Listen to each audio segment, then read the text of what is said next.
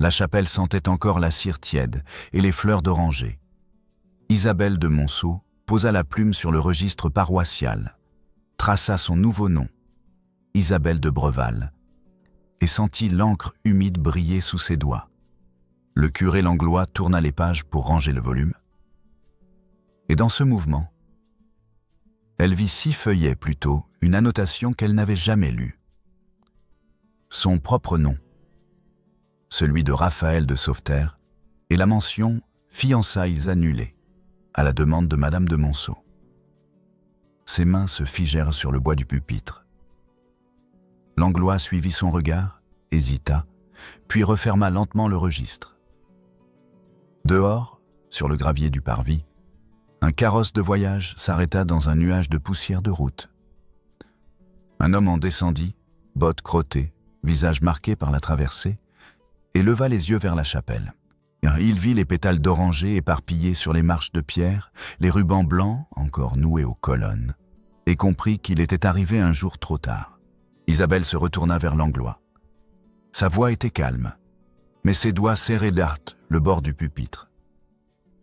Elle demanda doucement « Qu'est-ce que c'est, monsieur le curé ?» Langlois posa une main sur le registre fermé. Il avait 68 ans, et il avait célébré les fiançailles d'Isabelle et de Raphaël 10 ans plus tôt. Il avait aussi célébré hier le mariage d'Isabelle avec Étienne de Breval. « Madame, il pleurait. Le soir où votre belle-mère l'a renvoyé. Il est venu me trouver dans la sacristie. Un homme qui ne veut pas d'une femme ne pleure pas à genoux dans une église. » Le silence tomba entre Ossedwaskinanske. Isabelle ne répondit pas. Elle regarda l'encre de sa signature, celle qu'elle venait de tracer, encore brillante sur le papier. Puis, elle entendit des pas sur le gravier dehors. Elle sortit. La lumière de Mars était blanche et froide. Raphaël se tenait devant le carrosse, les mains le long du corps, et il la regardait. 10 ans dans un seul regard. 10 ans de silence, de distance, de croyance. Il vit la robe qu'elle portait, une robe simple de lendemain de noces, et comprit tout. Il parla d'une voix rauque. « Je suis arrivé hier soir. On m'a dit au bourg que tu t'étais mariée. » Isabelle descendit les marches. Elle ne courait pas. Elle marchait lentement, comme si chaque pas devait être délibéré. Quand elle fut à 3 mètres de lui, elle s'arrêta. « Ma belle-mère t'a dit que je ne voulais pas de toi. » Ce n'était pas une question. C'était un constat, prononcé avec la précision de quelqu'un qui vient de lire une annotation officielle dans un registre paroissial. Raphaël ferma les yeux un instant, puis les rouvrit. « Oui, il y a 10 ans, dans le salon de ton père. » Derrière Isabelle, dans l'embrasure de la porte de la chapelle, Adélaïde de Monceau apparut. Elle avait 54 ans, un visage encore beau et une posture qui disait l'habitude du commandement. Mais quand elle vit Raphaël, ce ne fut pas de la surprise qui traversa ses traits. Ce fut de la terreur. Elle commença d'une voix ferme. « C'était une décision de famille. Ton père ?» Isabelle se retourna. « Une décision de famille que personne ne m'a demandé de prendre. » Elle revint vers Raphaël et sa voix changea, plus basse, plus directe. « Et tu l'as cru. J'avais 22 ans. Et moi, 18. Et on m'a dit que tu t'étais marié là-bas. » Raphaël se figea. Tout son corps se raidit. « Qui t'a dit ça ?» Isabelle et Adélaïde se regardèrent. Ce qui suivit fut chargé d'une symétrie parfaite. 2 mensonges, un pour chacun.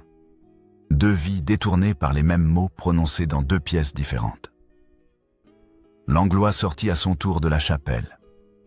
Il portait encore son étole, et il observait la scène avec une tristesse profonde. Il avait vu Raphaël pleurer dans la sacristie 10 ans plus tôt, et il n'avait rien dit. Il avait cru que le silence était une forme de discrétion. Maintenant, il voyait que le silence avait un coût que la discrétion ne couvrait pas. Raphaël fit un pas vers Adélaïde. Vous lui avez dit que je m'étais marié ?» Adélaïde ne baissa pas les yeux. « Vous vous êtes marié aux Antilles, avec une créole, c'est la vérité. Quand lui avez-vous dit ça ?» Adélaïde ne répondit pas. Isabelle parla à sa place. « 2 ans après ton départ, elle m'a dit que tu t'étais marié, que tu avais une vie là-bas et que tu ne reviendrais pas. » Raphaël tourna la tête vers elle. « Je me suis marié 3 ans après mon départ, pas 2. » Le vent souffla sur le parvis, soulevant les pétales d'oranger séchés. Isabelle comprit. Adélaïde lui avait annoncé un fait qui n'existait pas encore. Elle lui avait fait croire à une réalité qui ne s'était produite que parce qu'Isabelle avait cessé d'attendre et parce que Raphaël avait cessé d'espérer. Elle dit lentement. « Vous m'avez dit qu'il s'était marié avant qu'il ne le fasse. Vous m'avez fait croire à quelque chose qui n'existait pas. Et ensuite, c'est devenu vrai. » Adélaïde leva le menton. Il se serait marié de toute façon. Les hommes partent. Ils trouvent d'autres femmes. J'ai simplement épargné à ma belle-fille des années d'attente inutiles. Isabelle répondit sans trembler. C'est vous qui l'avez rendue inutile. Vous avez créé ce que vous prétendiez décrire. Un autre homme sortit de la chapelle. Étienne de Breval, 32 ans. Visage honnête et fatigué. Il portait encore son habit de mariage. Il vit Isabelle debout, face à un homme qu'il ne connaissait pas, et comprit qu'il venait d'entrer dans une scène qui avait commencé 10 ans avant qu'il ne rencontre sa femme. Raphaël le regarda, puis regarda Isabelle. « Je ne pars pas. » Adélaïde fit un pas en avant. « Vous ne pouvez pas rester ici. Elle est se marier. » « Je sais qu'elle est se marier. Je le sais depuis hier soir. » Raphaël se tourna vers Langlois. « Monsieur le curé, puis-je loger au presbytère ?» Langlois hocha lentement la tête. « Vous le pouvez. » Adélaïde blêmit. Elle avait 24 heures avant que la vérité ne se répande dans tout le comté. 10 ans plus tôt, au printemps, Raphaël de Sauveterre avait planté un rosier de Damas dans le jardin du domaine de Monceau. Isabelle tenait les racines pendant qu'il creusait, les genoux dans la terre humide, les mains couvertes de terreau. Ils étaient fiancés depuis 3 semaines. Charles de Monceau, le père d'Isabelle, avait donné sa bénédiction. Il avait dit « Il faut le planter profond, sinon il ne survivra pas à l'hiver. » Isabelle avait souri. Comme nous, il avait levé les yeux vers elle. Comme nous, ils avaient planté ensemble, côte à côte, les mains dans la même terre. L'odeur du terreau se mêlait à l'eau de rose sur la peau d'Isabelle. Quand le rosier fut en place, Raphaël s'était assis sur ses talons et avait regardé les racines disparaître sous la terre. « Dans 10 ans, il sera immense. » Isabelle avait ri. « Dans 10 ans, nous serons vieux. » Mais 3 mois plus tard, Charles de Monceau mourut d'une fièvre brutale. Et 1 mois après l'enterrement, Adélaïde, la seconde épouse de Charles, sans enfant de sang, reçut Raphaël dans le grand salon. « Monsieur de Sauveterre, ma belle-fille m'a demandé de vous transmettre un message. » Raphaël était debout près de la cheminée. Il portait un habit de deuil. « Madame, elle ne veut pas de vous. Elle m'a demandé de vous le dire. » Un vide absolu s'installa. Raphaël ne bougea pas. « Elle vous a dit ça ?» Adélaïde affirma. « Oui. Elle ne souhaite pas vous épouser. Elle vous demande de ne plus revenir. » Raphaël avait 22 ans. Il avait assez d'orgueil pour partir sans vérifier, et assez de jeunesse pour croire qu'une belle-mère parlait au nom de sa belle-fille. Il quitta le salon, monta à cheval, et partit pour les Antilles sans parler à Isabelle. Dans la sacristie, cette nuit-là, il pleura devant Langlois. Le curé ne posa pas de questions. Il écouta et il se tut. 2 ans plus tard, Adélaïde entra dans la chambre d'Isabelle et s'assit au bord du lit. Ma chère enfant, j'ai reçu une lettre des Antilles. Raphaël de Sauveterre s'est marié là-bas, avec une créole. Il ne reviendra pas. » Isabelle avait regardé par la fenêtre. Elle avait 20 ans. Elle avait attendu des lettres qui n'étaient jamais venues. Elle avait cru que le silence était une réponse. Elle murmura « Merci de me l'avoir dit. » Elle cessa d'attendre. Et 1 an plus tard, Raphaël épousa aux Antilles une femme douce, honnête, qui mourut de fièvre après 2 ans de mariage. Un mariage né de la résignation, pas de l'amour. Le rosier, lui, avait poussé, sauvage, non taillé, immense. Pendant 10 ans, personne ne l'avait touché. Langlois arriva au domaine de Monceau 3 jours après le mariage d'Isabelle. Il portait un paquet enveloppé dans du lin. Adélaïde le reçut dans le vestibule, les lèvres serrées. « Monsieur le curé, que nous vaut l'honneur. Je viens voir Madame de Breval. Elle se repose. Je l'attendrai. » Adélaïde hésita, puis se retourna. Isabelle descendait déjà l'escalier. Elle portait une robe grise, les cheveux simplement noués. Elle vit Langlois et s'arrêta sur la dernière marche. « Monsieur le curé !» Langlois inclina la tête. « Madame, puis-je vous parler en privé ?» Isabelle le conduisit dans le petit salon, celui qui avait été le bureau de son père. Adélaïde ne les suivit pas, mais resta dans le vestibule, les mains croisées devant elle. Quand la porte fut fermée, Langlois posa le paquet sur la table. « Madame, je dois vous dire quelque chose que j'aurais dû dire il y a 10 ans. » Isabelle s'assit lentement. « Je vous écoute. » Le soir où votre belle-mère a renvoyé Monsieur de Sauveterre, il est venu me voir.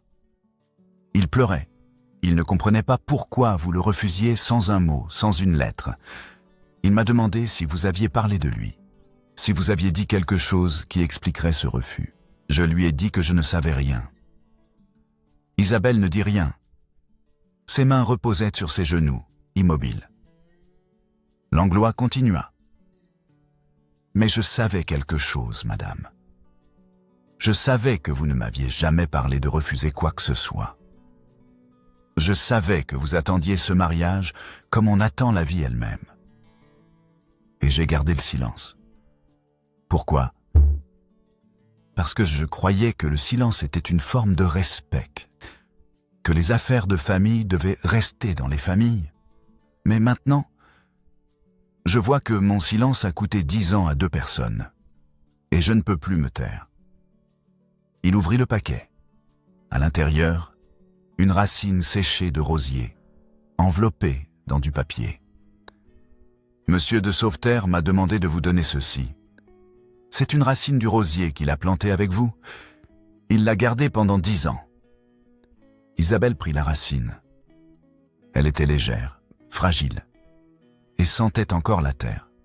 « Où est-il ? » ?»« Au presbytère. »« Il refuse de partir tant que vous ne saurez pas la vérité. » Isabelle ferma les doigts sur la racine.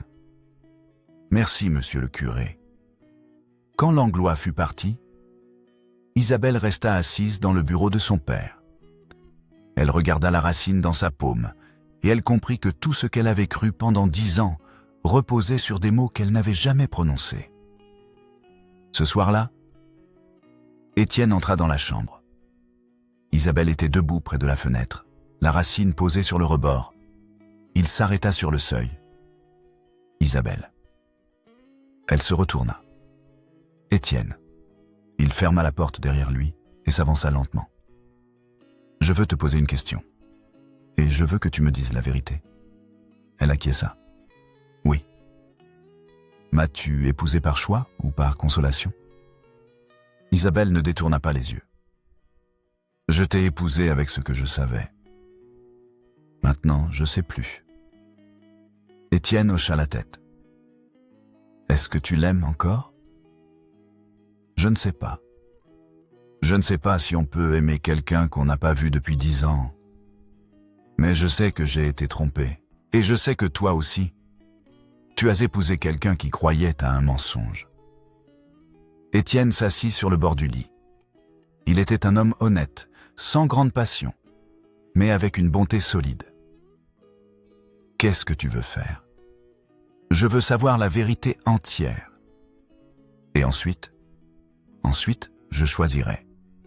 Mais je veux que ce soit mon choix, pas celui d'Adélaïde. » Étienne regarda ses mains. « Je ne suis pas l'homme que tu attendais. Non. Mais tu es l'homme que j'ai choisi hier. Et je ne sais pas encore ce que ça signifie. » Il se leva et sortit en silence.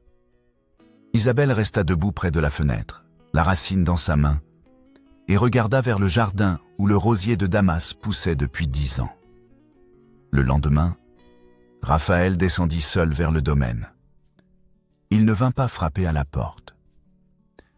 Il marcha directement vers le jardin, vers l'endroit où il avait planté le rosier. Et quand il le vit, immense, sauvage, couvert de branches mortes et de nouvelles pousses, il s'arrêta. Le rosier avait survécu, sans lui, sans soin. Il avait poussé dans le silence, dans l'abandon, et il était vivant. Raphaël s'agenouilla dans l'herbe humide. Il posa une main sur le tronc épais et il ferma les yeux. Isabelle le regardait depuis la fenêtre de sa chambre. Elle le vit s'agenouiller et elle vit ses épaules trembler. Mais elle ne descendit pas. 2 jours après le retour de Raphaël, Isabelle convoqua Adélaïde dans le grand salon. C'était le soir et les bougies étaient allumées. Adélaïde entra, le menton levé, la posture droite.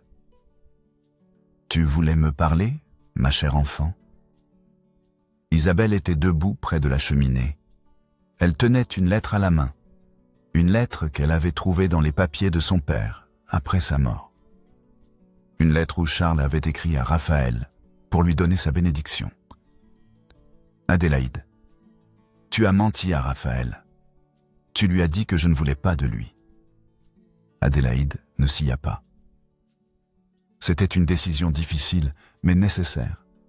Ton père venait de mourir. Tu étais jeune. Tu avais besoin de stabilité. Pas d'un mariage précipité avec un homme qui partait pour les Antilles. Mon père avait donné sa bénédiction avant de mourir. Ton père ne savait pas ce qui était bon pour toi. Isabelle posa la lettre sur la table. Tu m'as aussi dit que Raphaël s'était marié. Aux Antilles. Il s'est marié. C'est la vérité.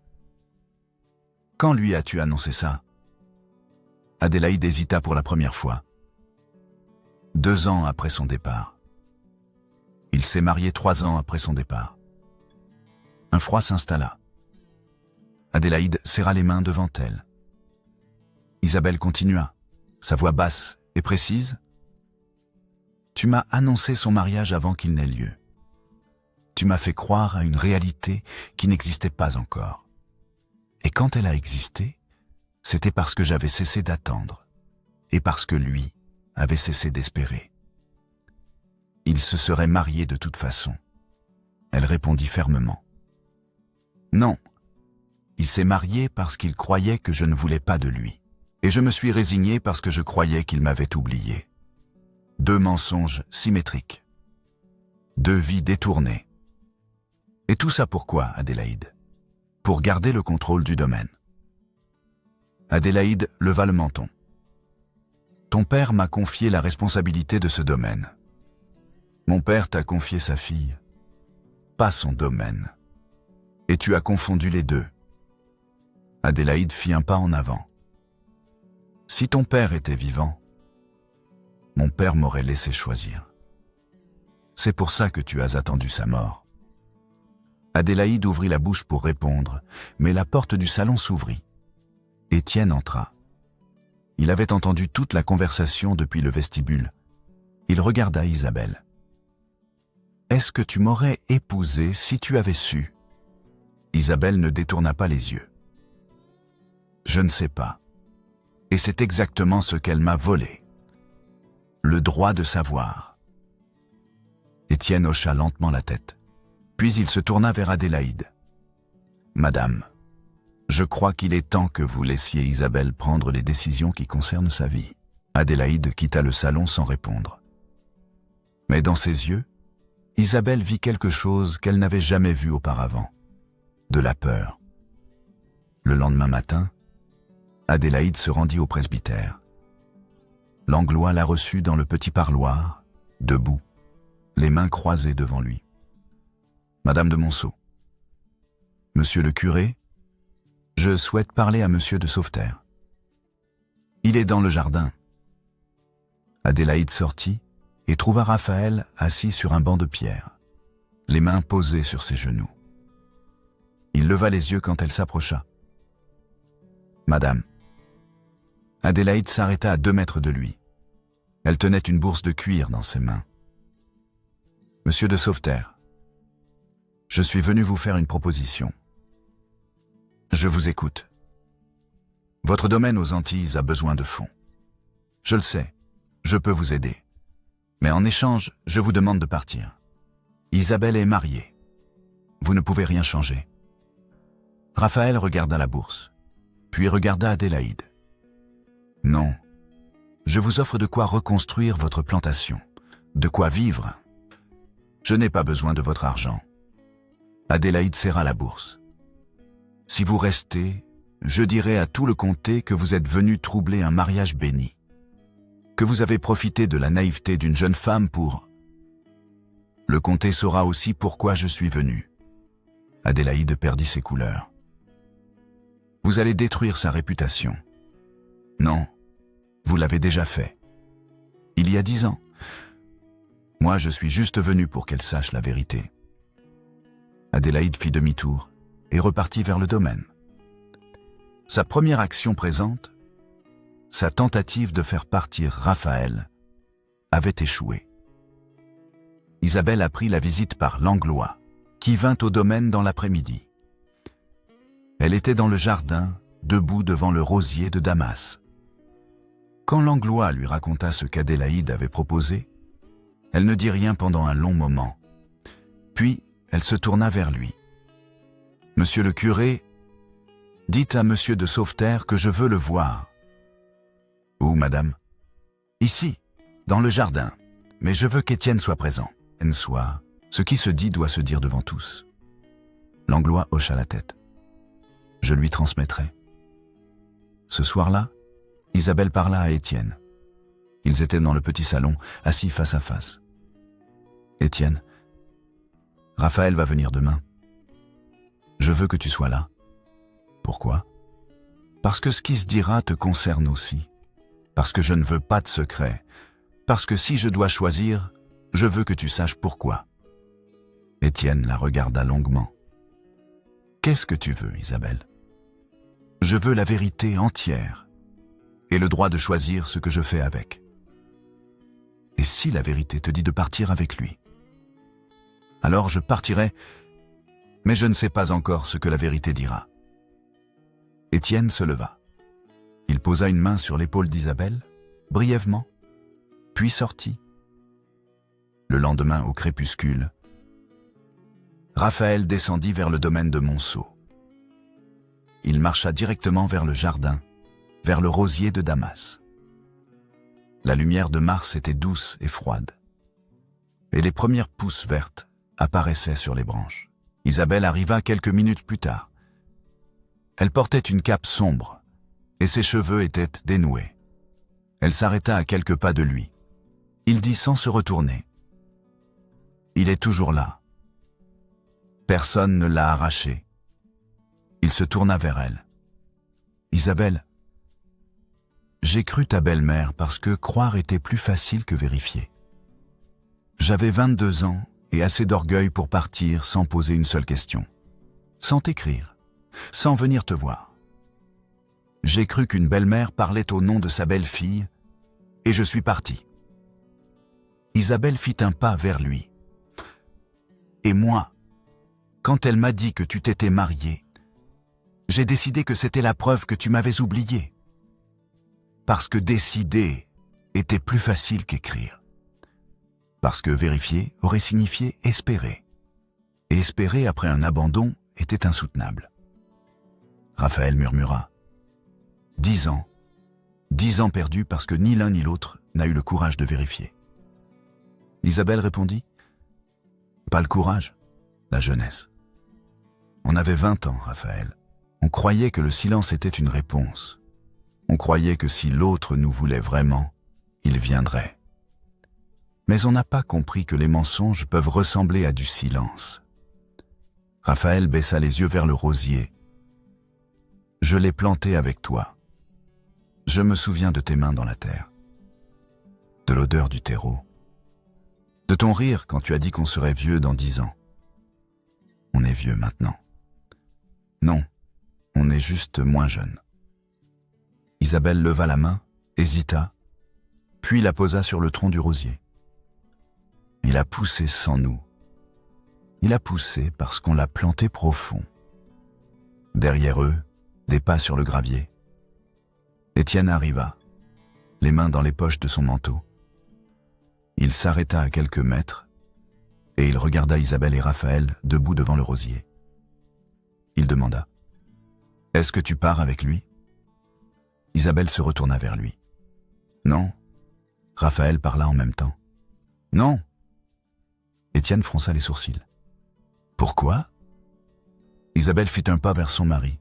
« Parce que j'ai dit oui hier. » Et ce oui n'était pas un mensonge. C'était un choix fait avec ce que je savais. Maintenant, je sais plus.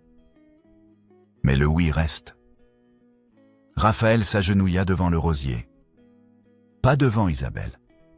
Devant le rosier. Il tendit la main vers la branche morte la plus basse, celle qui pendait depuis des années, et il la saisit. Puis, il la cassa à main nue. Le bois craqua, et la branche tomba dans l'herbe. Il se releva, les mains terreuses, et regarda Isabelle. « Le rosier est à toi. Il est sur ta terre.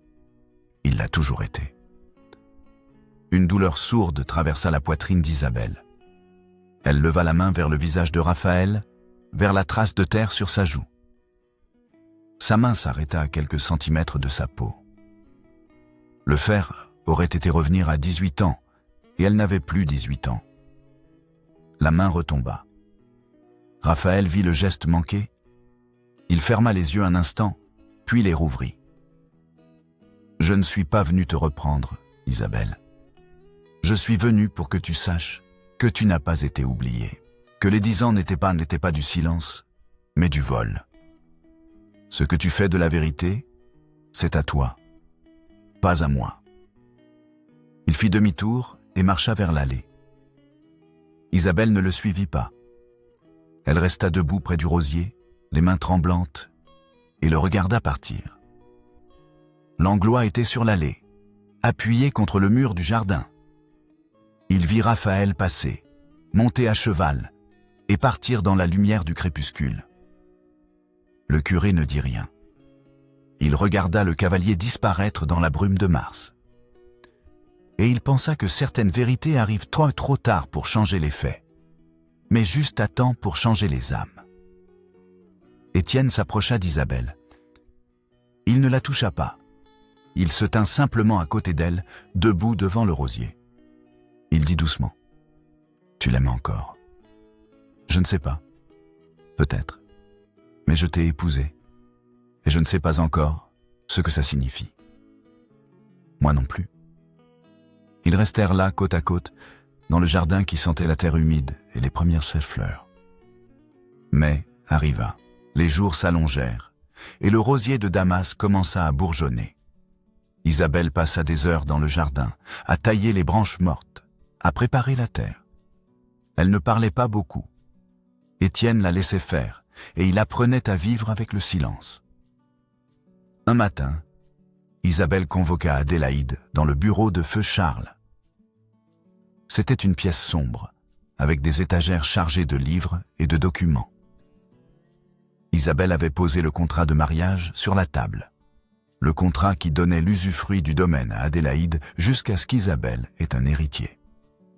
Adélaïde entra, les mains croisées devant elle. « Tu voulais me voir ?»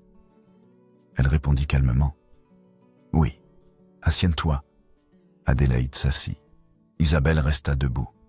« Adélaïde, l'usufruit du domaine revient à moi. Le notaire a les documents. Étienne est d'accord. Adélaïde perdit ses couleurs. Ton père m'a confié la responsabilité de ce domaine. Mon père t'a confié sa fille, pas son domaine, et tu as confondu les deux. Adélaïde protesta. Isabelle, je t'ai protégée. J'ai fait ce qui était nécessaire pour garder le contrôle. Isabelle posa les mains sur la table.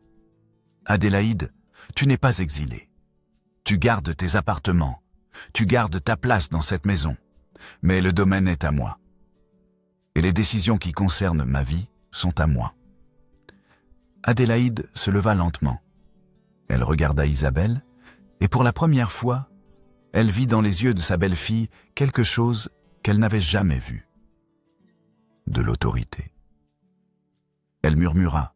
« Très bien, très bien. » Elle sortit du bureau en silence. Isabelle resta debout près de la table, les mains posées sur le contrat, et elle sentit quelque chose se dénouer dans sa poitrine. Ce soir-là, elle fit descendre du grenier un portrait de Charles, un portrait qu'Adélaïde avait relégué après sa mort.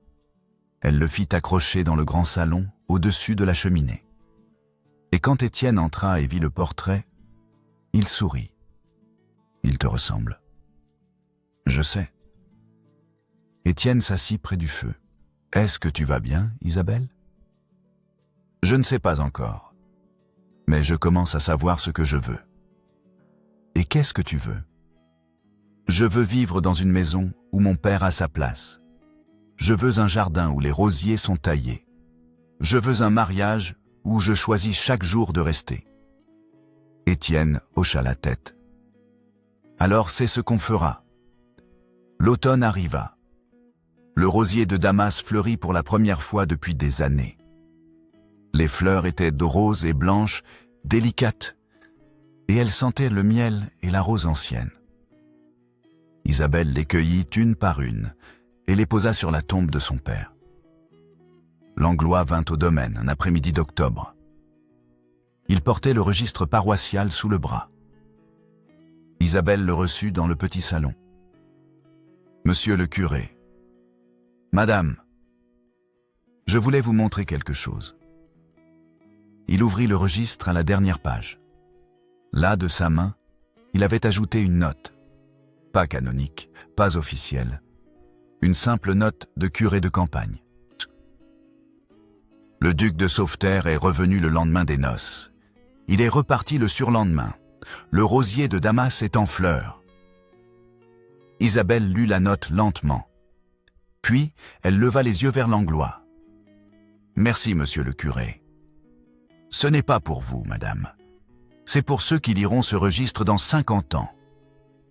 Pour qu'ils sachent bien que certaines vérités arrivent trop tard pour changer les faits, mais juste à temps pour changer les âmes. » Isabelle sourit. Mon père aurait aimé cette phrase. Votre père était un homme sage. Quand Langlois fut parti, Isabelle sortit dans le jardin. Elle s'agenouilla près du rosier de Damas et planta à côté un rosier de noisette, la variété qui pousse aux Antilles. 2 rosiers, 2 vies, la même terre. 30 lieues plus loin, au domaine de Sauveterre, Raphaël reçut une lettre. L'écriture était inconnue, propre, régulière, masculine. Il ouvrit l'enveloppe et lut. Monsieur, le rosier est en fleurs. Ma femme l'a taillé elle-même. Elle a planté un rosier de noisettes à côté. Elle m'a dit que c'est la variété qui pousse aux Antilles. Je ne suis pas l'homme qu'elle attendait. Je ne serai jamais l'homme qu'elle a aimé à 18 ans. Mais je serai l'homme qui respecte ce qu'elle a attendu. Je serai l'homme qui ne lui ment pas. Je serai l'homme qui la laisse choisir chaque jour de rester. Je vous écris ceci non pas pour vous demander pardon, mais pour que vous sachiez, elle n'a pas oublié. Et moi non plus. Étienne de Breval. Raphaël plia la lettre lentement. Il la rangea dans la malle, au pied de son lit, à côté de l'espace vide où la racine séchée se trouvait autrefois. Il regarda l'espace vide, et il comprit que ce qui poussait là n'était pas de l'amour, mais du respect. Le respect d'un homme moyen qui avait compris quelque chose de grand. Il ferma la malle, puis il sortit sur la terrasse du domaine et regarda vers le nord, vers la province où Isabelle vivait, vers le jardin où le rosier de Damas fleurissait. Il ne reviendrait pas, mais il savait qu'elle savait, et c'était suffisant. Dans le jardin de Monceau, Isabelle était debout devant les 2 rosiers. Le vent soufflait doucement, portant l'odeur des fleurs. Étienne sortit de la maison et vint se tenir à côté d'elle. « Ils sont beaux. » Elle acquiesça. « Oui. »« Est-ce que tu vas bien ?» Isabelle se tourna vers lui. « Je ne sais pas encore. Mais je commence à croire que je le serai. » Étienne prit sa main. Elle ne la retira pas. Ils restèrent seuls là, côte à côte, dans le jardin où le passé et le présent poussaient ensemble, dans la même terre. Et dans le ciel d'automne, les premières étoiles apparurent.